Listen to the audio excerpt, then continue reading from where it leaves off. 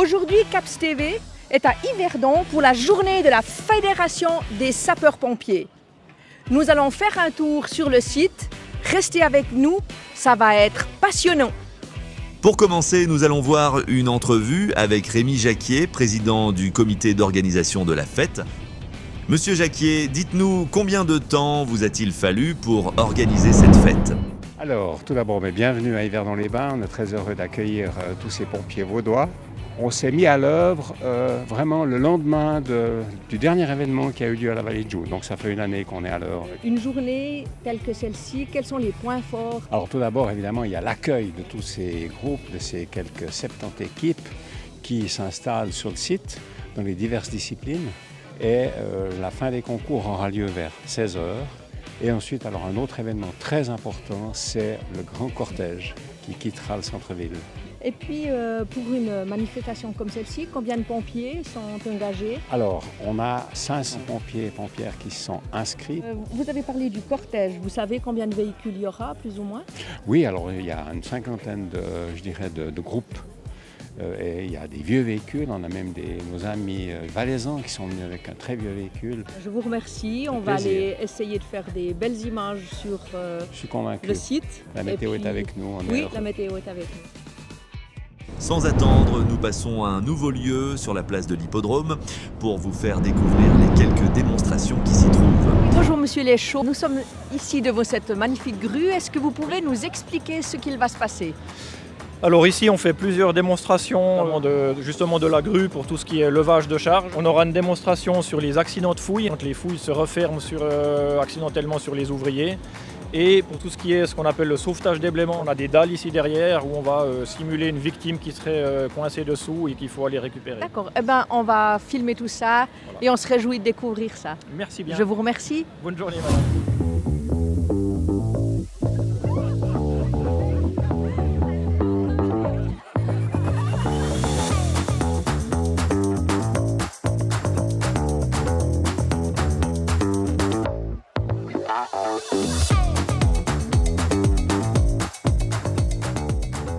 C'est bon, leur mannequin a été sauvé. Maintenant, nous nous déplaçons vers la caserne pour faire une démonstration de lunettes de simulation VR. Bonjour David. Bonjour. Est-ce que vous pouvez nous expliquer un petit peu qu'est-ce qui se passe ici? Alors oui, bien sûr, on est l'entreprise Cube. Nous, on aide pour la partie prévention avec un simulateur tactique. Et aujourd'hui, on a un extincteur et puis un casque de réalité virtuelle qui permet de former les gens à l'intérieur de leurs locaux avec du matériel moderne.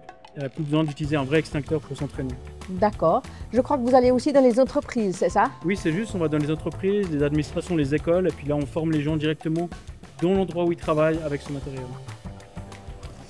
Voilà, il faudra serrer derrière votre tête comme ça va pour vous. Ah, c'est incroyable! Donc là, vous pouvez prendre l'extincteur avec une par terre. Voilà, un côté avec cette côté, puis l'autre côté au bout de... Ok, ah ouais, alors là, on la voit pas. Hein? Non, on la voit pas, mais il y a un petit jet bleu normalement que vous voyez. Ok. Est-ce que vous traversez Manfred? Non, pas du tout. On attend. Drapeau jaune, la course va s'arrêter. Voilà, là, je peux y aller. Oups! Ah ouais, Bon, laissons Christine s'amuser. Pendant ce temps, nous irons à la gare découvrir une démonstration d'accidents chimiques.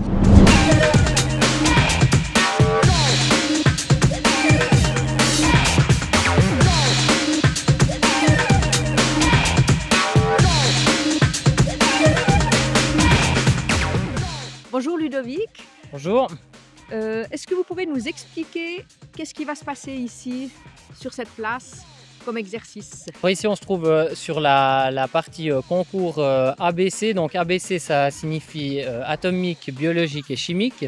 Ici, ce qu'on simule, c'est une intervention, les premières phases d'une intervention chimique. Donc c'est phase 1 et 2, c'est la sécurisation de la place, la reconnaissance et le sauvetage et la décontamination sommaire d'un blessé. Yverdon est un centre qui peut intervenir pour tout ce qui est chimique? Oui, alors effectivement, dans son centre régional, centre ABC, c'est une intervention qui peut être menée par tous les SDIS de type C qui ont une tonne pompe dans leur corps. Ce type d'intervention, ça vous arrive combien de fois par année? Vous avez une idée? Non, oui, j'ai une idée, mais on dira que c'est une petite trentaine par année. Là, c'est un cas un petit peu particulier. Donc, c'est un chauffeur-livreur qui a fait une mauvaise manipulation de sa ridelle élévatrice en déchargeant des contenants de produits dangereux, et un des contenants s'est malencontreusement renversé sur lui. D'accord.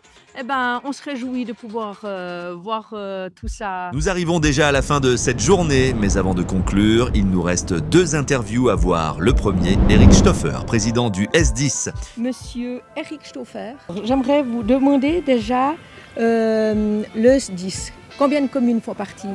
C'est une association de communes, de 40 communes qui tournent autour d'Yverdon-les-Bains, donc la partie sud du lac de Neuchâtel.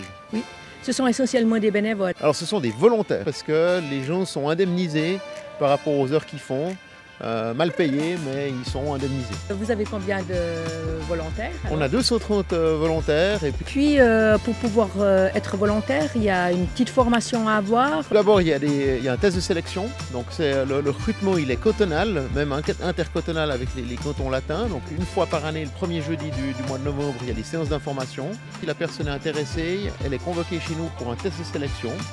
Et puis ce test de sélection dure une matinée complète. Puis à la suite de ça, on choisit si on prend la personne ou pas. Et à ce moment-là, elle commence son école de recrue pendant une année, où elle va suivre un cours cotonal de 2 jours, et elle va suivre une dizaine d'exercices en interne. Et à la fin de cette première année-là, on a un test, puis ça joue, elle est définitivement incorporée chez nous. Le SDIS, il assure la sécurité à peu près de combien de ménages? De ménages, je ne sais pas exactement, mais c'est 53 289 habitants.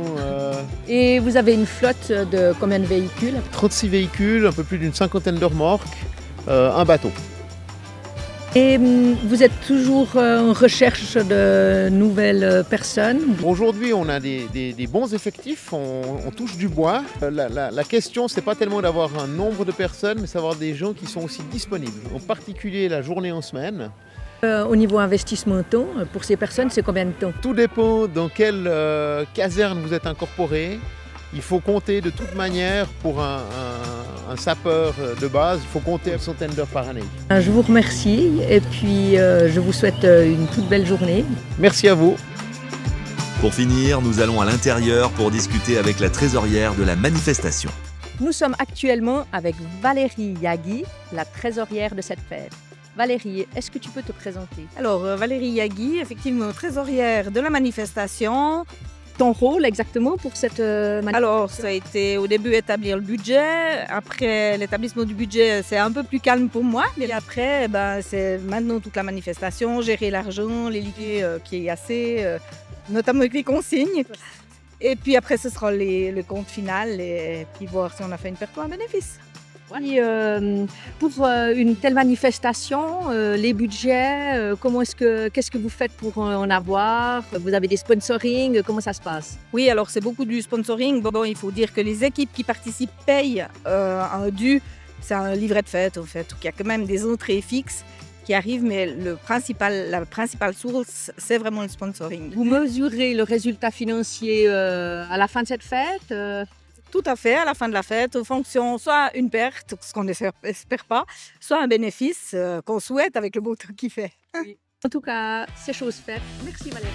C'est déjà fini, merci d'avoir regardé cette vidéo jusqu'au bout. N'oubliez pas de nous suivre sur tous les réseaux et pour les plus assidus, de nous soutenir sur Twint avec le numéro qui se trouve dans la description.